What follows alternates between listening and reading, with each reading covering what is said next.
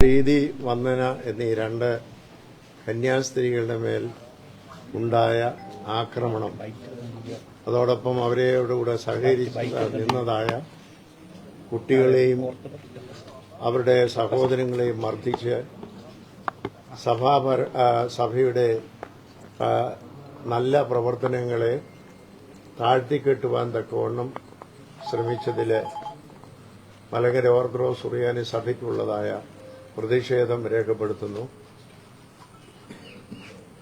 Indian constitution 25-ാം വകുപ്പ് അനുസരിച്ച് ഏത് മതത്തിൽ വിശ്വസിക്കുന്നതിനും മത ആചാരങ്ങൾ നിർവഹിക്കുന്നതിനും മതം പ്രചരിപ്പിക്കുന്നതിനും ഉള്ള സ്വാതന്ത്ര്യത്തിന് നേരെയുള്ള കടന്നുകയറ്റമാണിത്.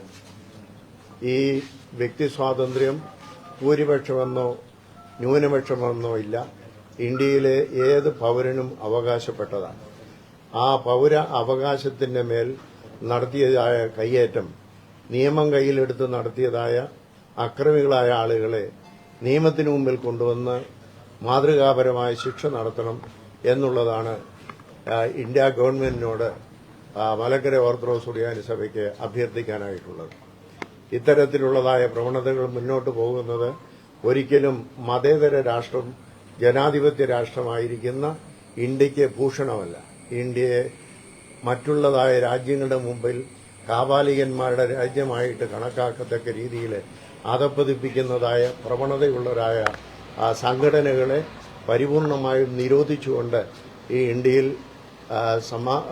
സമാധാനപരമായ ഒരു അന്തരീക്ഷം, എല്ലാ മതങ്ങൾക്കും ഒരുപോലെ ജീവിക്കാനുള്ള അന്തരീക്ഷം ഉണ്ടാക്കുവാൻ കേന്ദ്ര ഗവൺമെന്റ് സത്വരമായ നടപടിയെടുക്കണം എന്നുള്ള കാര്യം പ്രത്യേകിച്ച് ഈ സമയത്ത് ഓർമ്മിക്കുക.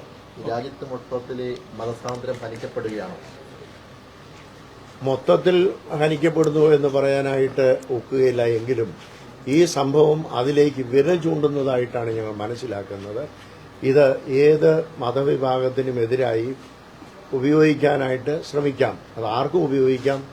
ഏത് മതത്തിനും മറ്റൊരു മതത്തിന്റെ മേൽ കയ്യേറ്റം നടത്താൻ ഒരിക്കലും അവകാശമില്ല. ഒരു സാധാരണ പൌരനാണ് അത് ന്യൂനപക്ഷത്തിന്റെ മേൽ ഭൂരിപക്ഷത്തിനൊന്നോ, ഭൂരിപക്ഷത്തിന്റെ മേൽ ന്യൂനപക്ഷത്തിനെന്നോ, ന്യൂനപക്ഷത്തിന് ഭൂരിപക്ഷത്തിന്റെ മേലെന്നോ വ്യത്യാസമില്ല. എല്ലാവർക്കും ഒരുപോലെ സ്വാതന്ത്ര്യമുള്ളതാണ് മതവിശ്വാസവും ആരാധനയും. അത് പ്രചരിപ്പിക്കലും അതിന് സ്വതന്ത്രമായ അവകാശമുണ്ട്.